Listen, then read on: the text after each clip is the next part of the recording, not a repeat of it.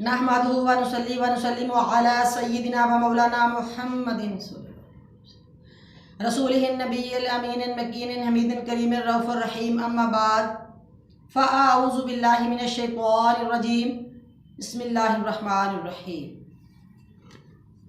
मुअज़्ज़ज़ नाज़रीन व सामीन करामी, अल्लाह रब्बुल इज़्ज़त के फ़ज़ल व करम और हुज़ूर सल्लल्लाहु अलैहि वसल्लम के नारायण पाक के तसद्दुक़ से आज मेरा मौजू है जादू सीखना, सिखाना, करना, कराना शैतानी कारनामा है। जादू सरासर कुफ्र है। जादू सीखने वाला, करने वाला, कराने वाला, ये सब जो है इनका आखिरत में कोई हिस्सा नहीं है। जादूगर का अल्लाह ताला ने आखिरत में कोई हिस्सा नहीं रखा, अगर हिस्सा है तो वो दोज़ख है। सहर की हकीकत, साहिबे ताजुल उरूज लिखते हैं, सहर का असली माना किसी चीज़ की हकीकत को बदल देना। जब साहिर यानी जादूगर, जब साहिर झूठ को सच कर दिखाता है तो चीज़ें हकीकत के ख़िलाफ़ नज़र आती हैं। साहिर शय की हकीकत को बदल देता है, उलट करके दिखाता है, यही शैतान का काम होता है। सहर के इस्लाही माना पर गौर कीजिए।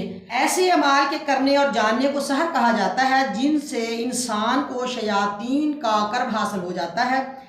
शयातीन इंसान के फर्मा बरदार बन जाते हैं। शैतान की कुर्बत से कानों और आँखों की ऐसी कैफियत हो जाती है, कानों और आँखों की ऐसी कैफियत हो जाती है कि आवाज़ कुछ होती है और सुनाई कुछ देता है। चीज़ें अपनी हकीकत के ख़िलाफ़ दिखाई देती हैं, यानी आँख और कान पे ऐसा पर्दा डाल देते हैं, ऐसा तब्दीली कर देते हैं।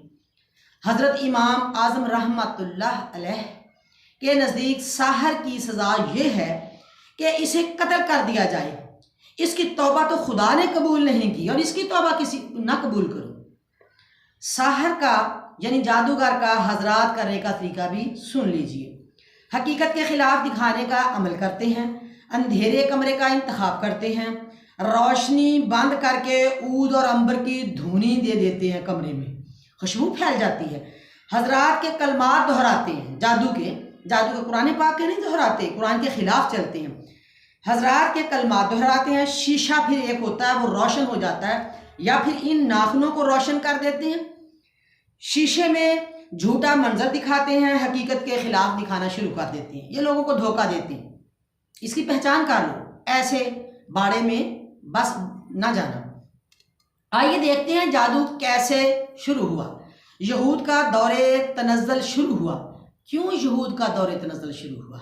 इसलिए कि ज़ना, जुआ, शराब, कत्ल और अंबिया कराम की नाफरमानी, अंबिया कराम को कत्ल करना, यानी कि जो भी अमाल रज़ाइल होते हैं वो उनमें मौजूद थे। सुलेमान अलैहिस्सलाम का दौर था, आप उन्हें मना किया करते थे।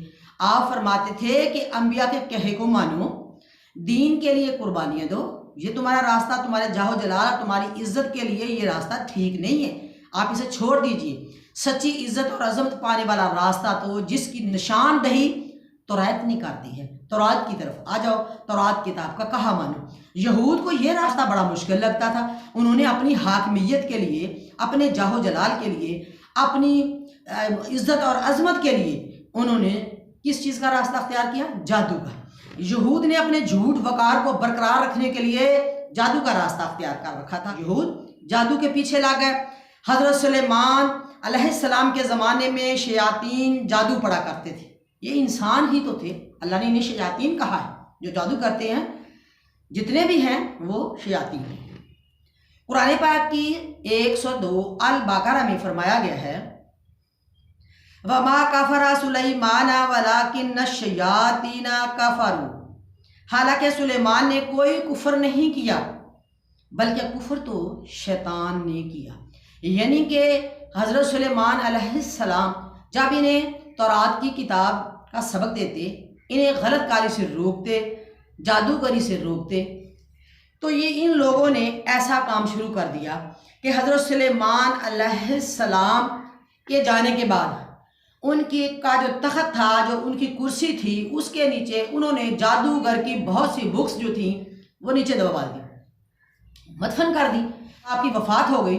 उसके बाद इन्होंने लोगों को ये बात कहनी शुरू कर दी, लोगों को दिखाया, کہا کہ سلیمان تو ان کتابوں سے جادو کیا کرتے تھے، جادو کے اثر سے تخت پہ بیٹھا کرتے تھے، لوگوں کوئی تورات کی کتاب نہیں ہے، کوئی وہ نبی نہیں تھے، اور وہ تو جادوگر تھے، وہ تو کافر تھے، ان کے اوپر کفر کا انہوں نے الزام لگایا، جبکہ اللہ تبارک و تعالیٰ تو فرما رہا ہے وما کفر سلیمان، حالانکہ سلیمان نے کوئی کفر نہیں کیا تھا، ولکن الشیاطین کفروا، بلکہ کفر تو شیطان نے کیا۔ اللہ تبارک و تعالیٰ ان کی گواہی جو ہے حضرت سلیمان علیہ السلام کی قرآن پاک میں دے رہا ہے، اور خود دے رہا ہے، فرما رہا ہے اللہ تعالیٰ کہ اللہ کا مخلص پرستار تھا سلیمان۔ اللہ نے ایک فرمایا کہ یہودی کفر پہ تھے اور حضرت سلیمان پیغمبر جو ہیں وہ سچے نبی تھے، لہٰذا آپ صلی اللہ علیہ وآلہ وسلم کے تشریف لانے تک اور قرآن پاک کی ان آیات کے نزول تک کائنات کے سامنے ایک شک تھا کہ حضرت سلیمان جادوگر کے زور پر حکومت کرتے تھے۔ 350 سال تک لوگوں کو انہوں نے شبہ میں ڈالا، یعنی 350 سال بعد قبلی والے آقا دو جہاں تشریف فرما ہوئے، ان پہ قرآن پاک کا نزول ہوا، اور جب ان 102 اور 103 آیات کا نزول ہوا تب لوگوں کو اس بات کا پتہ چلا کہ یہود جو تھے جادوگر تھے اور وہ جھوٹ بولتے تھے، حضرت سلیمان پیغمبر جو تھے وہ سچے تھے۔ اس کے علاوہ وہ جو جادوگر تھے جادو کو اور اسلامی تعلیم کو آپس میں گڈ مڈ کر دیا کرتے تھے، جب مسلمانوں کے سامنے آتے تھوڑا سا اس کو اسلامی کتاب دکھا دیتے اور بعد میں ان کو جادو کے رنگ میں رنگتے، دھوکہ دیتے لوگوں کو۔ یہود نے میاں بیوی کے درمیان فرق اور جدائی ڈالنے کا عمل کیا ہوا تھا، ایسی چیزیں سیکھتے سکھاتے جو لوگوں کو نقصان پہنچاتی، کفر پھیلاتے، فتنہ ڈالتے، جوا، شراب، تہمت وغیرہ اعمال رذائل ان میں رچے بسے تھے، لوگوں میں انہوں نے اس طرح پھیلا دیے تھے کہ لوگوں کو سمجھ ہی نہیں آ رہی تھی۔ اب قرآن پاک نازل ہوا، قرآن پاک کی سورۃ البقرہ آئی، اب ہم نے پڑھی، ہمیں سمجھ آ گئی کہ جادوگری کفر ہے۔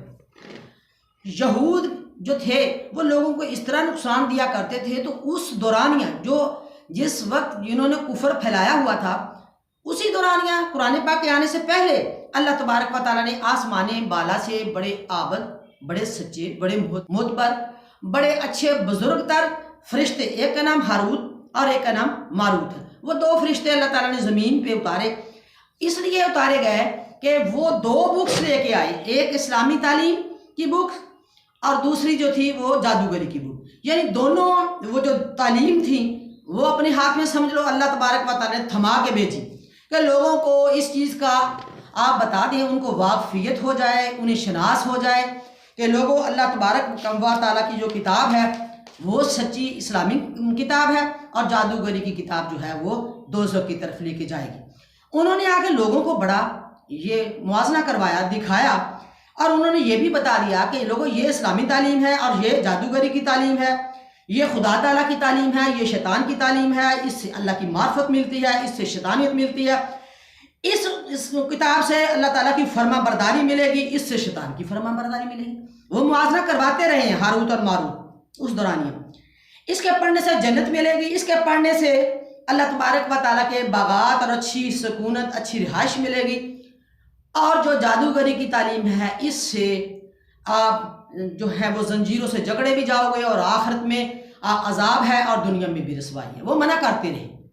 اب جو لوگ بگڑے ہوئے تھے 350 سال، ان کے دماغوں میں ایسی باتیں رچی بسی تھیں، ان جادوگروں نے ان کے ذہن ایسے بنا دیے تھے، اتنا کچھ سمجھانے کے باوجود ہاروت ماروت فرشتے جو تھے ان کو بڑے اچھے انداز سے سمجھا رہے تھے، کیونکہ اللہ تبارک و تعالیٰ نے فرما دیا یعلمون الناس السحر، جو لوگوں کو جادو سکھاتے، یعنی یہ ہے جادو کی کتاب، یہ نہیں کہ وہ جادو کے پیچھے لگانے آئے تھے، نہیں، وہ دکھا رہے تھے، وہ تعارف کروا رہے تھے، وہ فرق بتا رہے تھے۔ وما انزل علی الملکین ببابل ہاروت و ماروت، اور اس جادو کے علم کے پیچھے بھی لگ گئے جو بابل میں ہاروت اور ماروت نامی 2 فرشتوں پر اتارا گیا تھا۔ تو یہ ایک ملک تھا بابل کا، وہاں ایک آسیب شدہ محل تھا جہاں جادوگری عام تھی اور اتنے جنات تھے، وہ جنات کا وہ گھر تھا، ادھر ہی تو ہاروت ماروت کو اتارا گیا کہ یہ لوگ جو ہیں گرد و نواح کے جو سارے ہیں ان کو صاف کرو۔ اب وہ صاف ہونے کی بجائے انہوں نے ان سے التجا کی کہ برائے کرم ہمیں جادو کی مزید تعلیم بتا دو، ہم جادو ہی کریں گے، وہ مانتے نہیں تھے۔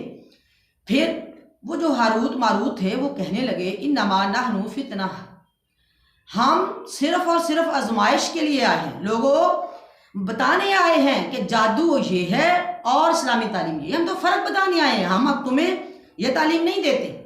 اس طرح انہوں نے بڑی تباہی بربادی کر دی، لوگوں کو جادوگری کی تعلیم دی۔ اب بھی لوگ کچھ ایسے ہیں جو جادوگری کے پیچھے جا رہے ہیں، سمجھ لو کہ وہ مومن نہیں ہے۔ وہ اگر آپ نے بیٹھنا ہے کسی صالحین کی مجلس میں جاؤ، ان کی صحبت میں بیٹھو، اسلامی تعلیم ہمارے پاس قرآن پاک آ چکا ہے، اس کی تعلیم لو، ایسے لوگوں کی شناخت کر لو جو ایسی دھونیاں وغیرہ دیتے ہیں اور لوگوں کو دھوکے میں ڈالتے ہیں۔ خاص طور پہ عورتیں جو ہیں وہ ایسے کاموں میں زیادہ مصروف ہیں، عورتوں کو تنبیہ کی جاتی ہے کہ وہ قرآن تعلیم کی طرف آ جائیں اور جادوگری کی تعلیم سے بچ جائیں۔ ناظرین مکرم، شریعت اسلامی نے جادوگر کو کفر قرار دیا ہے تاکہ مسلمان کلیتاً رک جائیں۔ ایسا کرنے والوں کے لیے آخرت میں کوئی حصہ نہیں۔ اسلام نے اسے صریح گمراہی کہا ہے، فتنہ، فسق اور کفر قرار دیا ہے۔ ہاروت ماروت دو فرشتوں نے اسلامی تعلیم اور جادوگر میں فرق بتایا۔ اب پتہ چلا کہ جادو سیکھنا، سکھانا شیطانی کارنامہ ہے اور کفر ہے، جادوگر کا آخرت میں کوئی حصہ نہیں ہے۔ اللہ تعالیٰ نے فرمایا کہ اسے جہاں دیکھو اسے قتل کر دو۔ جادو کے ذریعے میاں بیوی میں ناچاکی نہایت قابل مذمت ہے، یہی تو ان کا کام تھا کہ یہ لوگوں کے گھروں میں فتنہ ڈالتے ہیں۔ اب حضور صلی اللہ علیہ وآلہ وسلم آپ کے پاک قرآن نے اس بات کی صفائی دے دی ہے کہ وما کفر سلیمان، سلیمان پیغمبر کافر نہیں تھا، اگر کافر تھے تو وہ کون تھے؟ ولیکن الشیاطین کفروا، وہ جو کافر ہوئے وہ کون تھے؟ وہ یہی شیطان تو تھے، بلکہ کفر تو شیطانوں نے کیا، یعنی جادوگروں نے کیا، جھوٹ بولا۔ ہاروت ماروت نے بھی بڑی کوشش کی۔ اللہ تبارک و تعالی ہم سب کو جادو سے بچنے کی توفیق عطا فرمائے، نیک کام کرنے کی توفیق عطا فرمائے، قرآن پاک کی تعلیم لینی چاہیے۔ اب جادو کا علاج سن لیجئے۔ جادو کا اثر برحق ہے، کیونکہ یہ اللہ تعالیٰ کو کوئی چیز ڈھکی چھپی نہیں ہے۔ اللہ تعالیٰ نے دونوں تعلیمیں دکھائی ہیں، اللہ تعالیٰ نے دکھا دیا کہ یہ راستہ جادو کا ہے، یہ تعلیم جادو کی ہے، یہ اللہ تعالیٰ نے ہی تو دے کے بھیجی ہے تعلیم۔ اور جادو ایک سزا ہے انسان کے لیے، جب انسان خدا سے دوری کرتا ہے تو اللہ تعالیٰ کا یہ عذاب ہی ہے، انسان جادو کے جال میں پھنستا ہے۔ جادو کا اثر برحق ہے، اللہ چاہے تو اثر ہوتا ہے، نہ چاہے تو نہیں ہوتا۔ اب اس بات پہ غور کرو کہ اللہ کی چاہت کیا ہے۔ اللہ کی چاہت قرآن ہے، اللہ کی کتاب جو ہے جادوگری کی، اللہ کی یہ چاہت نہیں ہے۔ اللہ فرماتا ہے میری چاہت میرا قرآن ہے جو میں نے بھیجا ہے۔ اللہ کی چاہت پہ لوگوں اب دوبارہ میں کہہ رہی ہوں کہ غور کر لو، قرآن کی آخری صورتیں معوذ تین اس جادو کے اثر کو زائل کر دیتی ہیں۔ معوذ تین جو ہے وہ کون سی صورتیں ہیں؟ وہ صورتیں ہیں سورۃ الفلق اور سورۃ الناس، یعنی قرآن پاک کے سب سے آخر پہ اینڈ پہ دو صورتیں ہیں۔ اب ان کا نزول کب ہوا؟ یہ اس لیے ہوا کہ حضور صلی اللہ علیہ وآلہ وسلم کا زمانہ تھا۔ یہ جو جادو یہود کب سے لے کے آ رہے ہیں، ابھی وہ جادوگر زندہ تھے، ابھی بھی ہیں دنیا میں، بچو ان سے۔ اللہ تعالیٰ فرماتے ہیں کہ لوگوں جادو کا اثر پھر کیسے زائل ہوا جب میرے نبی پاک صلی اللہ علیہ وسلم پر جادو ان لوگوں نے کر دیا۔ وہ لوگ کون تھے؟ لبید بن عاصم اور اس کی بیٹیوں نے حضور صلی اللہ علیہ وآلہ وسلم پر جادو کر دیا۔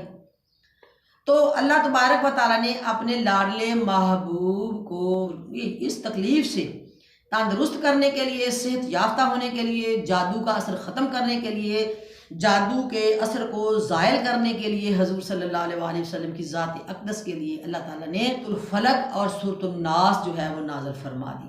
تو آپ صلی اللہ علیہ وسلم کی صحت بھی اچھی ہو گئی اور جادو جو ہے وہ بھی ختم ہو گیا۔